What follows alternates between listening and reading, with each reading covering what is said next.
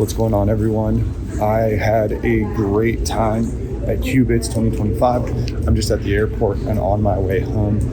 In this video with Will Rich, we dive really deep into quantum and AI. We even talk about AGI, and I think it's a really awesome, deep conversation. So I hope you guys enjoy it, and let's jump right in.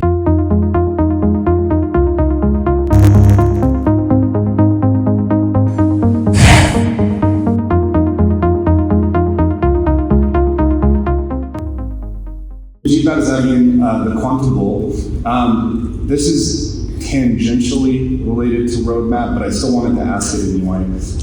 It's two parts. So in the wider tech landscape, we seem to be kind of sprinting toward whatever end AI, AGI, and quantum, and how quantum GPUs, CPUs, QPUs will work together in concert. What does that end look like to you? What are your predictions since you're working on these machines? And then the second part of my question is a pace question. So the United States isn't the only country in the world working on quantum. Is the United States moving fast enough?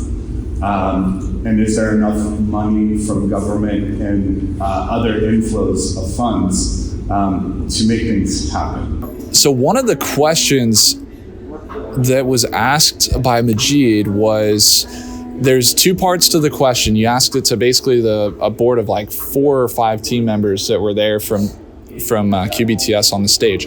And your question was, with AGI, with AI, the concert of GPUs, QPUs, and CPUs all working together, what does the future look like in the nutshell of like what would be like the paradise, or what's the end goal? What's the full progression of what it means to be successful in this industry as like a goal that we're working towards? And then your second part of your question was? So the second part of my question is, are we moving fast enough? Because the US isn't the only country in the world working on quantum computers. We've seen a lot of advances from China, for example, a lot of big headlines coming out of China. So I did ask the panel, it was tangential to the roadmap that they were laying out, but I wanted to get their insight on it. And what do you think? What do you think of those? Yeah, I mean, like, so if the end goal is a certain way, what does, do we look like the country that's going to get there first? Are we spending enough to outcompete the 10 or $15 billion a year that are getting put in by China? So when they answered, they said, we are not. The United States is being outspent on the world stage on quantum. The way you're sloshing around made me think of this funding question that you were talking about earlier. More funding, please. Because sometimes when governments are trying to apply funding, it's very difficult for them to determine where that funding ends up going. I mean, my favorite answer to that question is there's never enough money. I mean, certainly every member of this team knows exactly what further goals they could achieve with more resources. And when we look at the global landscape and the amount of money that's being spent, it's eclipsing the investments that are taking place in the United States. And so I think cooperation amongst allies, but then also recognizing the fact that there's a high technology readiness level here, I think creates further opportunities for them. Yeah, so they are being outspent in certain areas. And one thing, this is kind of what I see. First of all, the big picture. I imagine it's going to be a world where things are so deeply analyzed and tracked. It comes from a place of being able to predict, a security of knowing exactly what things are doing and all of the variables of all of the things that are happening. Almost like a place of control, but they say like that's where it's going, and that will enable more freedom as a result, because you don't have to worry about things because they're taken care of by AI. So for example, this restaurant right here, you might have AI that tracks if a customer walks in the door, but are you tracking when they walk in the door when they walk out, their facial expressions, how much drinks are they drinking, what was their body language analyzed to be after they had the drink, how fast did they chew their food, did they chew their food faster when it was darker in the room or lighter in the room, did they spend more money when this song played or this song played. There's millions of variables that you could look at anything with. And so I think in a world where quantum is like fully progressed, that's the type of deep analysis that we'll have on so many different things. And to me, that's a little scary. It is. It's I scary. mean, AI is scary. and this is the thing. And we'll play the clip of the question that I asked. But I said we're sprinting towards whatever end. Okay, so we're running as fast as we can, and it's not just the U.S. We're running as fast as we can towards better and better AI models, better AGI, better quantum computers, and so on. But so the end game for that. And you're talking about just sitting in this restaurant and a company, a big restaurant chain, being able to know exactly how much food to feed you at what temperature, get you out the door so they can get another customer. Yeah, and if it's 5 years from then, maybe it's a company like Starlink that has quantum sensors that can shoot down through the building and do all that analysis from hundreds of thousands of miles away. Wow, yeah. You know what I mean? Like, we don't know, but like the deeper that it go, like the further you go in technological advancement, the more you think about where 5 years from now, this is where it gets spooky, right? Yeah. Because they call it spooky science, right? It's also exciting, but and because we're creating systems that are by an intellectual metric smarter than us. Right, that's what AGI is, right? It's not there, but yes, and it's not there, but it's also not far off by a lot of by some estimates. Okay, so if we do have, but on that, can I just say, go ahead, so like with that, like, what is it that your input is your output, what you give is what you get. Like, there's laws of physics, cause and effect, right? All those things. And in a way, whether we have AGI or not, it's only going to think as smart as the smartest human. So, right? I mean, maybe, but because it can only function based on input, so that there might be smarter humans you're not aware. What if it's as smart as all of the humans that ever lived combined, plus all the humans that ever lived in any dimension combined, right? Because we're talking about that can be inputting, right? Yeah. So what? Okay, so robotics, right? We have to talk about robotics if we're talking about quantum and AI and the advancement of where it can go. Yeah. So Terminator 2, that's where I always think is Terminator 2, Judgment Day, Skynet. I've seen you do videos about BigBear.ai. Okay, I love BigBear.ai. I love BigBear.ai, but that's kind of what they're doing, right? It's scanning the face. Scanning the face. They're even doing payment systems now, where you it scans your face, but that's just to pay. But yeah. So we have all these AI companies that riff on AI in these different, unique ways. We have SoundHound that is all voice AI. We have all these AI companies, and now we have all these quantum companies using annealing, right? We're at the D-Wave conference, and we know that D-Wave specializes in optimization. So the word's going to get out because these companies are spending billions of dollars. That the electric bill is high. So I'm going back to the energy costs of AI. But if we bring it back to the AI and quantum as a theme, I think we're just going to be hearing about it more and more and more. So we talked about the restaurant example. Tell me about, so that's a scenario where, okay, a business makes more money, it's more efficient.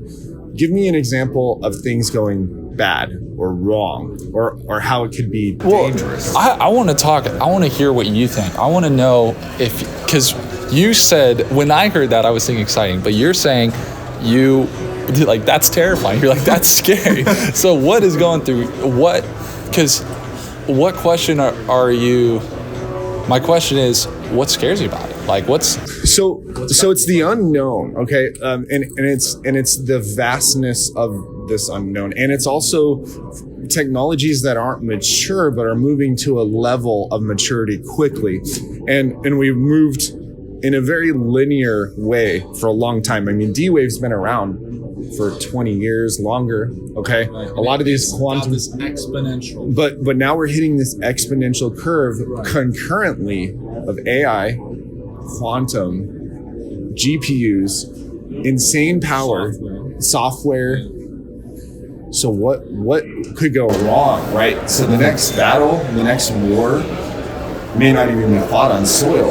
well, let me ask you this. So like when you're building your YouTube channel, wouldn't you say that it's the same way?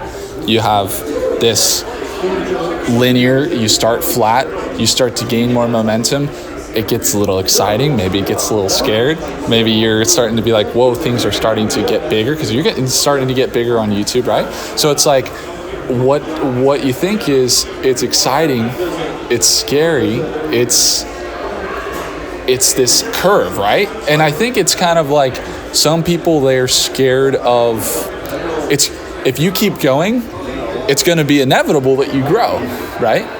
So if we keep going, which we are going to keep going, 100% we're then it's inevitable that everybody grows. So like, if we already know that there's nothing that we could do, that we like morally could do to slow that, right? And that everybody's going to progressively work towards this goal of like optimizing things, and then that's to me, it's like, you could look at it exciting, or you could look at it scared.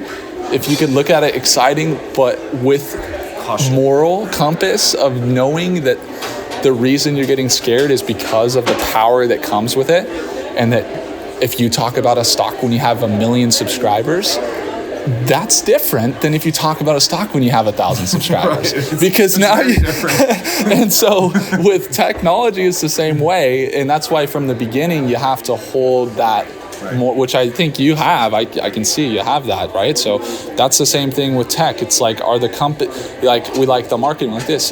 That's why I say the people is so important. You don't want companies looking angry at each other and things like this. So that's why I'm saying the people is what I see as the number one thing that should be looked at with just kindness and moral, a solid foundation for the morality of when you're building a company like this. Because these companies could be, I mean, we already see it, extremely powerful with the type of tech they're developing. I don't know if that's I kind of see it that way, but I mean, do you think that what was kind of your, like, what were you thinking when you're wondering about the progression? Is that kind of so my fears to get to the fears, and I think my fear is that unknown, right? And of course we always have unknown in life, but in the course of human history, it does feel like tech is hitting some sort of inflection point of what it means once we have AGI, what it means once we have advanced quantum computers, and how that's going to change our daily life. And we tend, at least I do as an optimist, we tend to think about the good things. But what about the bad things? What about, we know right now that there are bad actors that are collecting information, collecting data sets. And for the day that quantum computers become powerful enough to hack RSA encryption so they can get to that data. So I think they're already there. The data mining is happening. And what about, we don't have, I think it'd be safe to say that we don't have the smoothest global relations right now with some of the superpowers. So it, like I said earlier, an attack doesn't have to come on soil. It can come on cyber, right? It can, and it can take shape in many forms, like our financial systems, our government secrets, our more immediate to the individual social media accounts. Well, that kind of gets you thinking about the proof of quantum too, because if more things start to build on the blockchain, which I think lots going to be building on the blockchain, they are doing proof of quantum blockchain tech here with QBTS.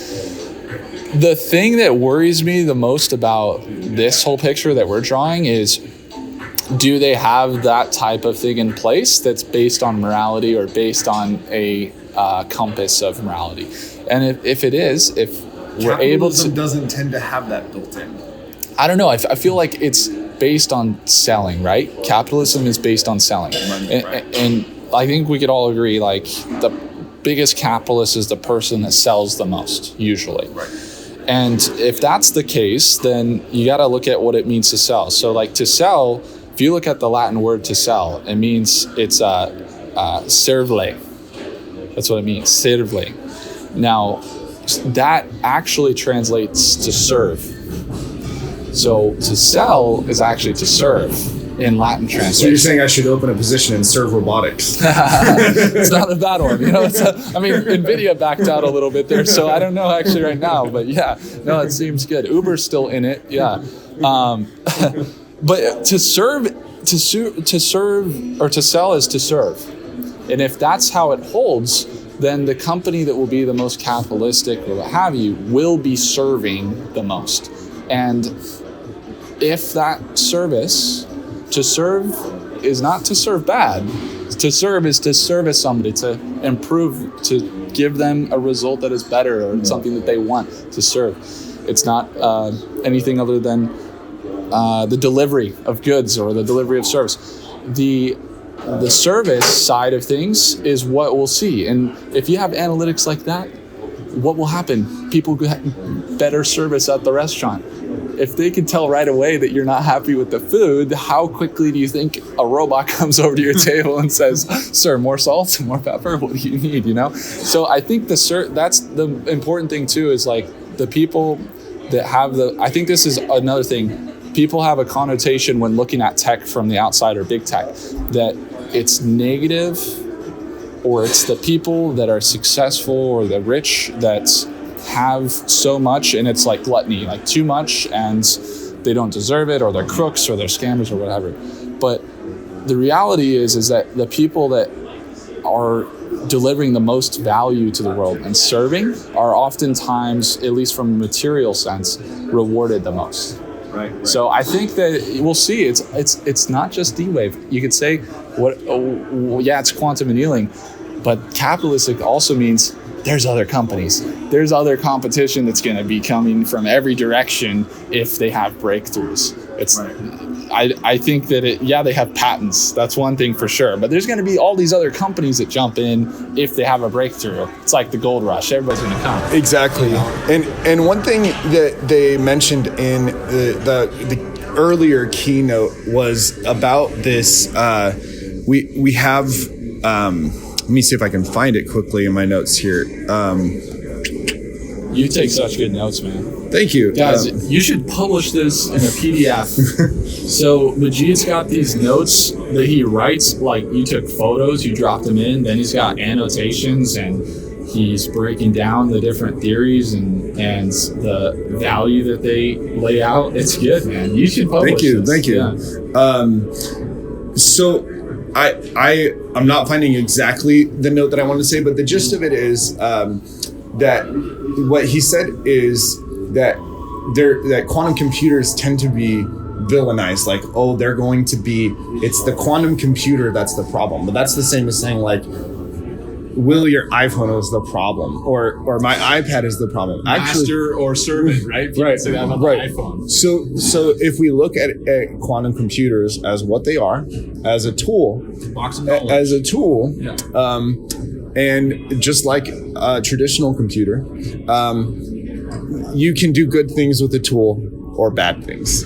And that's kind of where my fear comes from, and why I wanted to talk about this, because what are those bad things, and how does that manifest in this new age of AI and quantum, and it's hard to even speculate about it, because we're at a point in human history where it's just unprecedented. It's literally uncharted territory. So all we can do is speculate. Luckily, we're pretty decent at that because we're investors. So we speculate all the time. Yeah, well, but it's belief systems too, right? Because like they believe their tech is so far in a really good place, right? So when you have belief, people follow. And also what you're saying, like, what was that you said? You said something really, really good right there where you said, People can do good things or bad things. People can do good things or bad things. So the belief systems that people have around tech is really important, because if you have a company, like, you got to think, if there's investors, the belief systems that they have will drive the value that's provided. So like, if, for example, these quantum companies, they believe their tech is very good. They have belief systems around improving, providing value and all this. I don't know, I think this is a good negative, like there's a lot of bad things, but that's a good question to ask someone that's in the head position.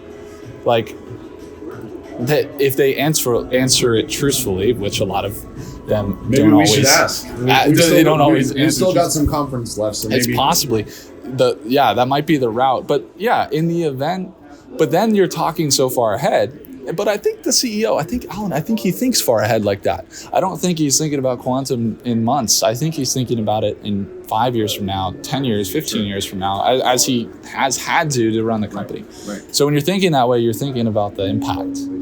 And he's probably got, if the mission is as solid down to the base as they are demonstrating here, then it's a thought that it probably crosses his mind often.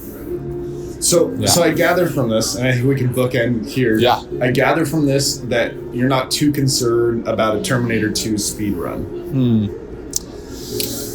I feel like people are like basically good.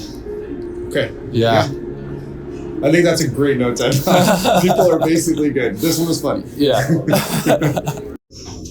So continue, Gene. Okay. So Will asked me to turn the camera back on. So he's saying too much good stuff, guys. Okay. We have to hear what Majid is saying because it's too good. Okay. So And I want to hear. Go ahead.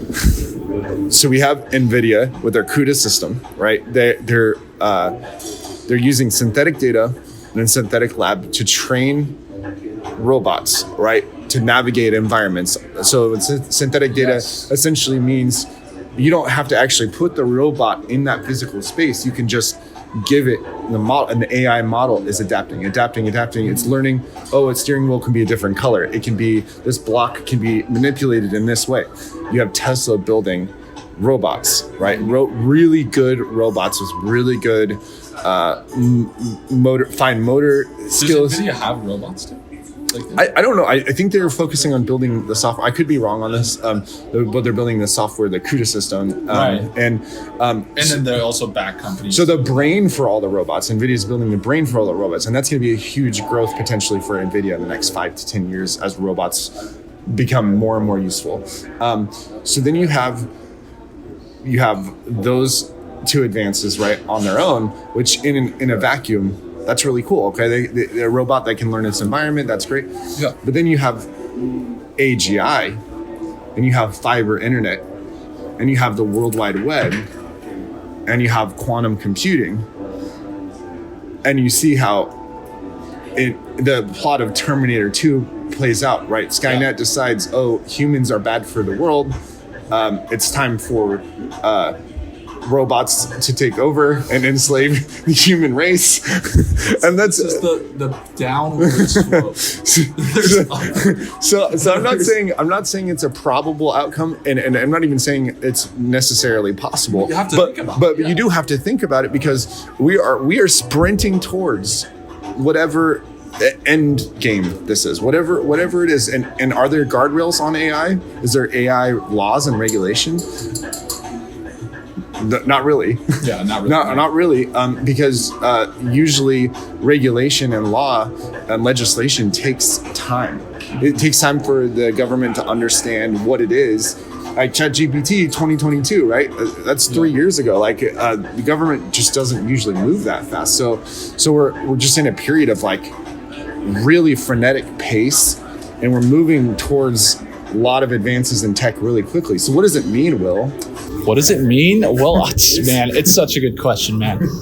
And guys, Majid has posed these really good questions. I feel like I'm talking too much, but like the reason I'm talking too is because you get my brain going with the questions you're asking. They're so good. And so thank you. Keep that up, dude. You're crushing it. And so there is a trajectory in different directions we can go. Where does it lead for the future? It's with spending changing a big part of the game. So spending, we see a lot of spending in China. China's spending a lot. I last read it was 10 to 15 billion a year. Where does it go? I mean, what do you see? What is pictured in your mind right now? I need to know before like we go too deep down this, because I have some thoughts, but I want to know what. No, I mean, I don't have a crystal ball. Okay. But I think we need to realize we're at an inflection point with a lot of these technologies. We're getting to the point where technologies aren't in their infancy anymore. They're maturing, and some are maturing much more quickly, and they're maturing much more quickly because AI, right, is able to accelerate this maturation, right? Yes. Case in point, CUDA, robots learning with synthetic data. Mm-hmm. You can and you will see quantum computers trained with AI, and AI training quantum computers, and quantum computers training AI. So you see how this spiral, right? Whether it's an upward spiral to heaven, or a downward spiral to somewhere else. Yes.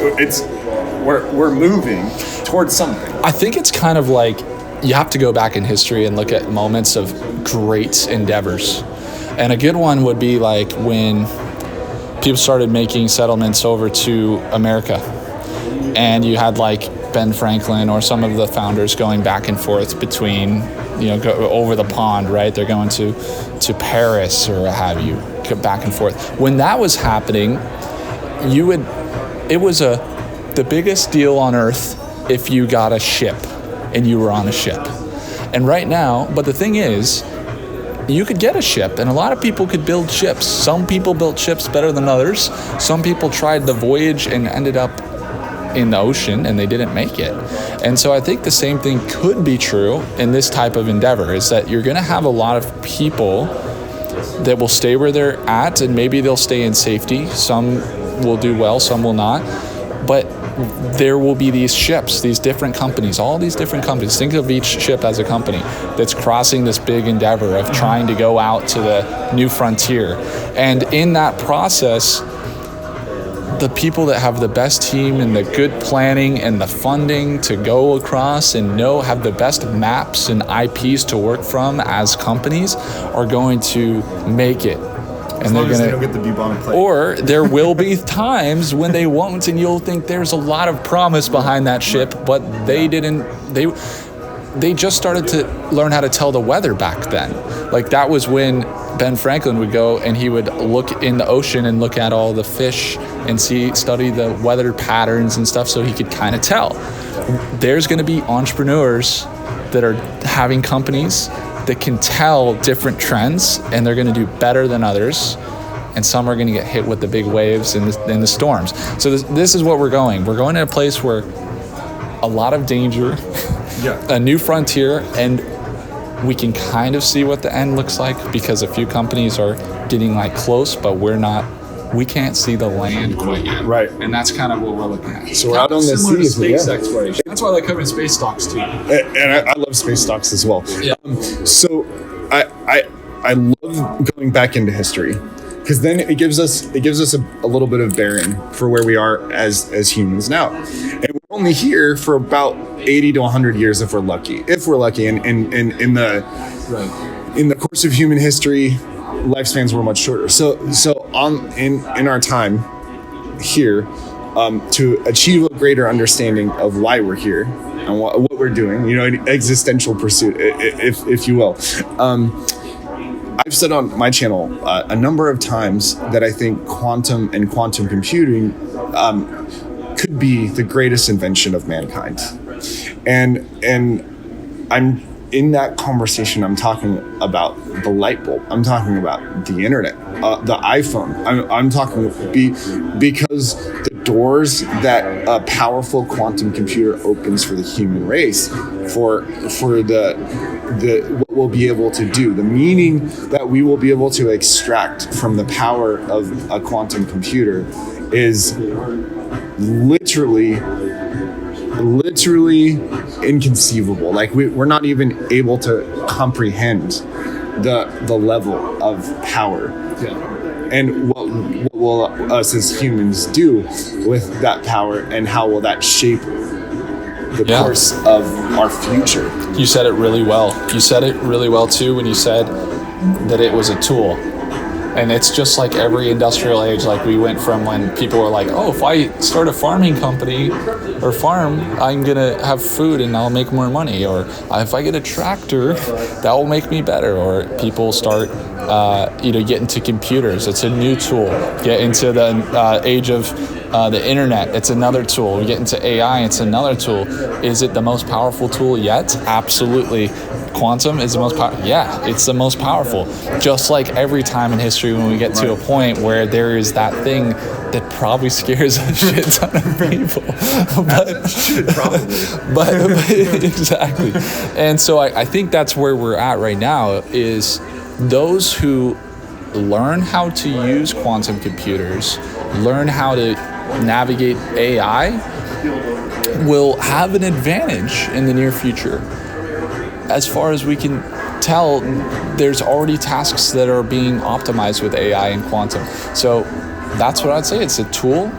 Everybody watching this right now should see how they can use. And you bring up AI, and this is why there was a recent research article that came out that 60 to 70% of people that interact with AI are polite with AI. I'm one of those 60 or 70% AI, if you're watching this. Yep. I've always been nice. Don't come after me. I've always been nice. I've always said please and thank you. I've always used my manners. When I started, the first time I used ChatGPT, I was saying please and thank you, and is there any chance that you can? Is there a possibility? I remember the first time I used it, I was with a friend, and we were at a restaurant, and we were sitting down eating like some French fries or something, and I was testing it out, and I was just asking it really basic questions just about what we were doing at this place, and I got, when you just get a euphoric moment where you just get like, whoa, and you get into it, and ever since then. I started using it a lot more. Now I use it for most things, like almost all the data that we got from this conference, for example, I put into an AI, and then I have a conversation with ChatGPT about all the things that I learned or what I could apply to all of that very complex data in a simple way. How can that apply to my business right now? Literally what we're learning is not just about should we or should we not invest in this company. You could take that data, put it into ChatGPT, and say, how can I tie this into my business? And it will tell you different ways you could take quantum and start using it in your business. And AI is so powerful. Contextually, yeah, and it's contextually. It pays off. Before the conference, I asked. So GPT has a deep research feature now where it will take like a 15-20 minute compute. You get like 5 to 10 of these tokens per month or something, and I threw. Used it. It's pretty good. I threw one at GPT that I could read on the plane, and I wanted to understand why did Microsoft's Majorana 1 chip get so much pushback in the scientific community when relatively D-Wave's findings have been accepted. Right. And the market responded well. Yeah. But almost more importantly, the scientific community as well. I mean, there's always going to be naysayers or challenges. I did the same thing as you when we were in the conference. I was using it just like that because I had doubts about D-Wave. I was like, why would I use D-Wave as opposed to GPU? Why? can't I just use a computer? What's the difference? And then it walked me through, and it was like, you can't use GPUs for the 5% of big problems you're trying to solve that have millions of variables. You can. Don't get me wrong, you can. But you will spend 10 times more money, 1,000 times more money to do the computing. So and it helped me walk me through it, the AI. Yeah, and it's amazing, and you can train it to do that. You can set up programs. So on that note, Will, I just had a little light bulb. Yeah. Deep research, right, that GPT has could greatly benefit from quantum annealing, because it takes 15, 20, 30 minutes of compute. So if they're able to plug in optimization with annealing, they could bring down the cost. The time, the compute. They made a clear example. They said, and it didn't sound that impressive, but they said from what was normally, I think they said 30 minutes or 40 minutes, got brought down to 5 minutes. Right. So if you look at let's say a 5-minute analysis on ChatGPT, that's going to bring it down to that's going to bring it down to like less than a minute. Right. Or around a minute. Which is tangible. I mean, that's 80% reduction in cost. Yeah. That's something that I think consumer experience is better. Yeah. That's value. That's a really good thought. And we're just here at that precipice. So I think that's a good note to end on again. we'll double. Are we seriously ending? we're ending it all. No. Don't worry, quantum computers will do that for us. Are you sure? I mean, okay. Let's fig end it. All right, man. That was good. That was good. Cool. So you should read the book Quantum Supremacy if you haven't yet. It is. I'm still in it. And I'll admit this. Yeah. Right when I started the Quantum Bull, one of the first things I did is I emailed Michio, like the big. I said, I'm building this thing, and your book is amazing. I'd love to talk to you. I mean, I didn't have the receipts at the time. Still don't have the receipts. Sure. You're getting it. But I still like the things he's been saying for the last few years. He's done major interviews about quantum computers and the possibilities of quantum computers, and I think everyone out there, if you are interested in these, definitely go back and watch some of those YouTube videos. Pick up his book, Quantum Supremacy. It's the name of the game in this whole quantum pursuit. That's the name of his book, coincidentally, and it is a gold mine, and it is packed to the brim with information. That's great, especially about the possibilities of what can come with quantum. So I'll read it for sure. I mean, there was another really good one. So it's so amazing how many people are recommending books. I got another one too from Michael, the guy we were talking to, was the analyst in quantum, and he was saying, I think it was called Blood on the Streets. And I was like, he's like, that's the potential bearish look, but like buying deals in the market, something like that. I think it's got to do something with the buy when there's blood on the streets type from Warren Buffett. But that one and that one you just said, so it's Quantum Supremacy. Quantum Supremacy. That's the name of the book? Yeah. I'm gonna check it out. You'll Dude, love are you it. gonna interview with that guy? I would love to someday. Yeah, you can do it. Someday. Send him this one. Someday. All right. Well, Cool. That's a go back to the conference? Let's get back to We the still got conference. time, you think? All right.